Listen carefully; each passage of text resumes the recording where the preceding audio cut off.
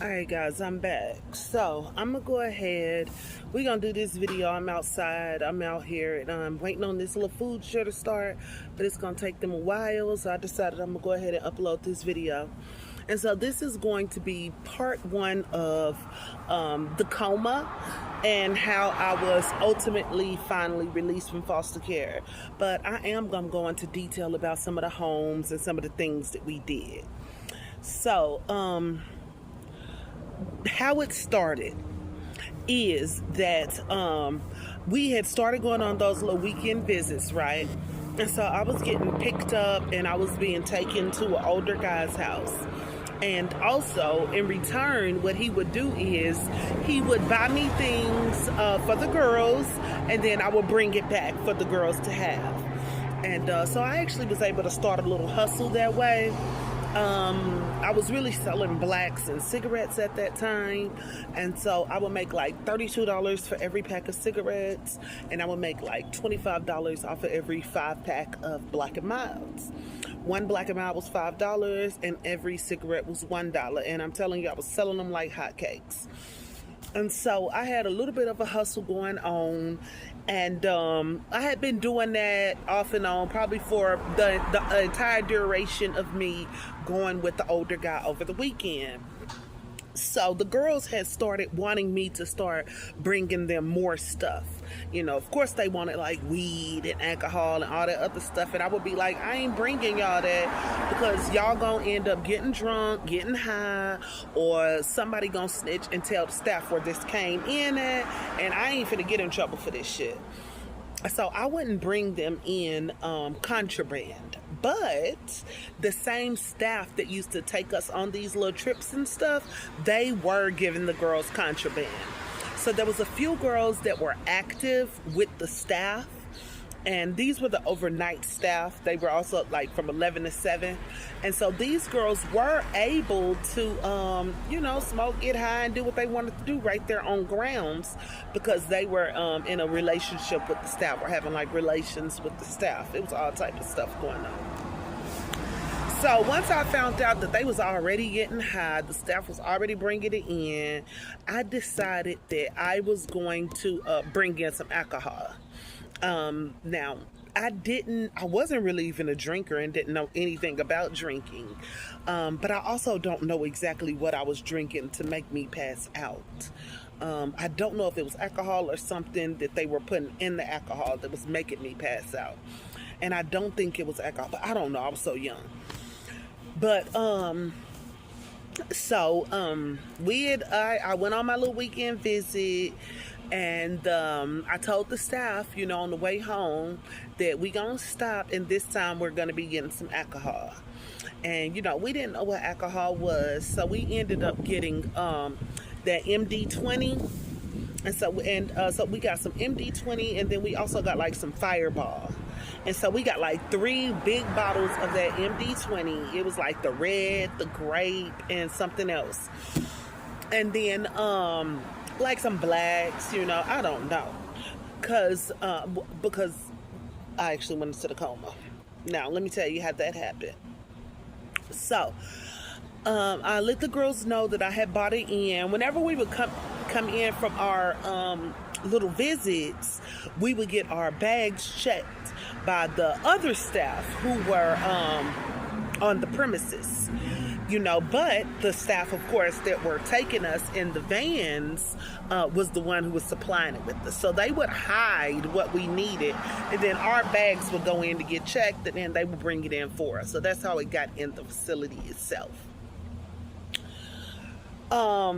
And so now nighttime comes. Everybody knows we got it. We have decided that we're about to have us a little party and shit.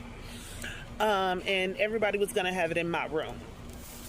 So it was, so the party started with me, Ebony, Christy, Amanda, and the other black girl, Nikki. Right. So it started with us 5. And again, we wasn't drinkers and didn't know nothing about alcohol, but we decided this was the day we was going to do what we do. And for some reason, I thinking I was the ringleader and I was gonna be the biggest, baddest out there, I actually drunk like a whole one of those big bottles by myself, because you don't know what your tolerance is as a child. So I drank that whole bottle. I might have even drunk more than one. I don't know, because this is what actually put me into the coma.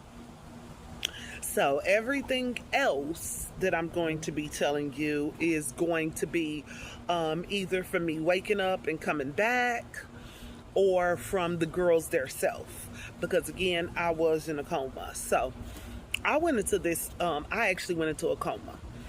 And I was in that coma for 3 whole days. Now, what I remember about it is I remember waking up and they would be cleaning me up. So I was like throwing up all over myself. I was defecating on myself. I was dying right there in that room.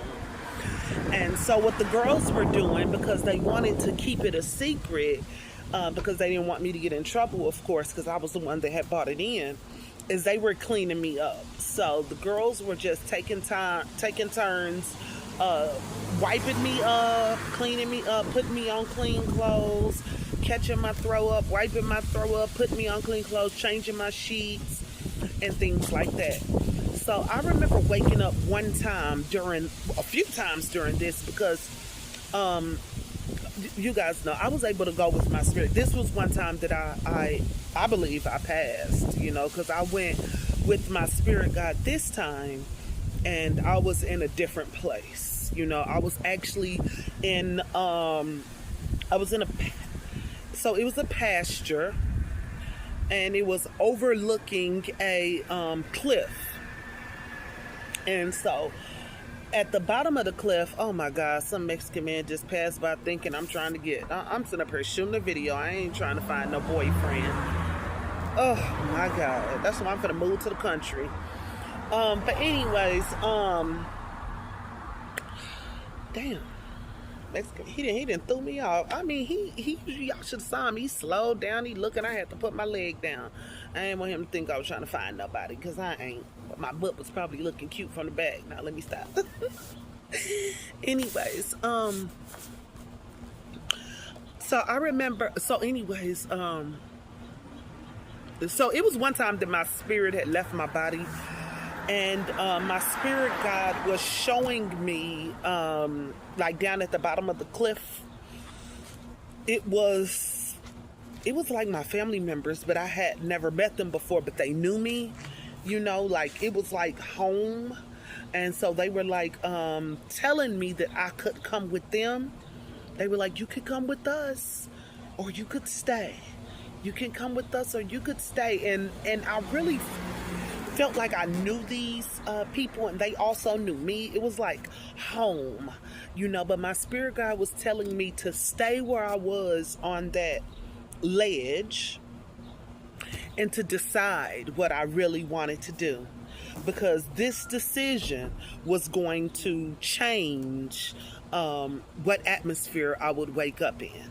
And so what I got from that is that if I went with them, I would be in the spirit world, and if I continued to think about it, I could still see and go back to my physical body, because I was in the spirit place, but I could also still, see on one side myself unconscious on the floor.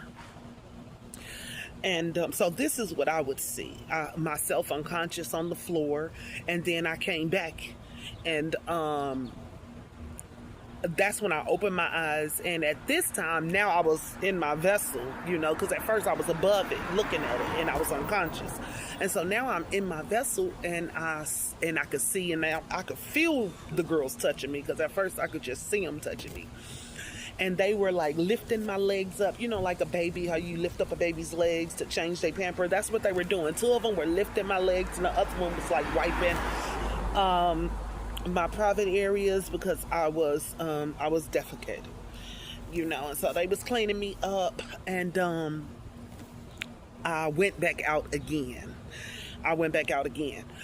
And so I was back in my spirit place, And so I was there for a long time. I'm gonna tell you guys about though some of the experiences I had there because anyways, so I remember that.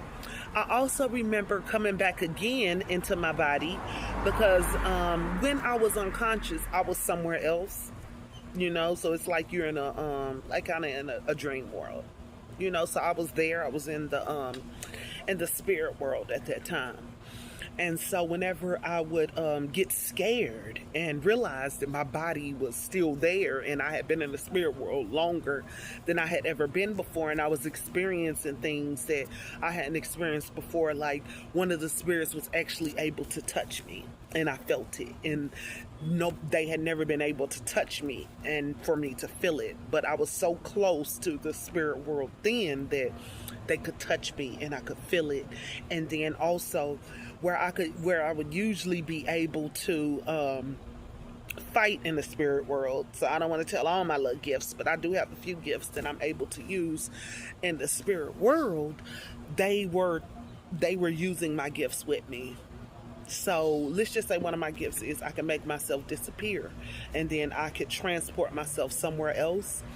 They were disappearing with me and they were transporting to the other place that I was coming to. So it was as if the spirits were had more is it 6 o'clock yet?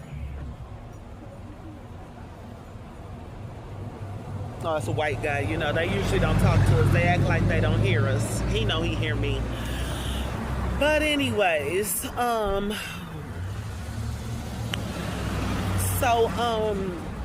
I came back again in you know into my body during that time because it was starting to get scary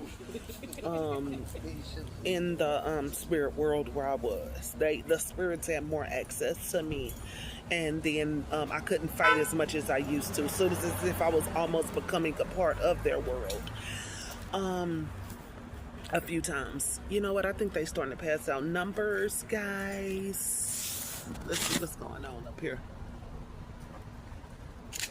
Yeah, they said something about passing out numbers, so we're gonna go and see what's going on.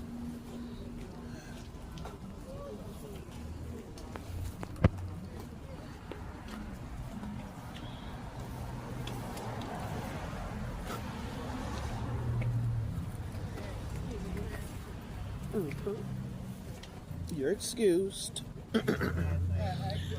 Yeah, I don't know what's going on here, but we're just gonna keep on acting like they don't see me and I don't see them. So yeah, I don't know if they start passing out. Oh, here goes somebody to talk. Have they started passing out the numbers yet? I don't think so. Okay.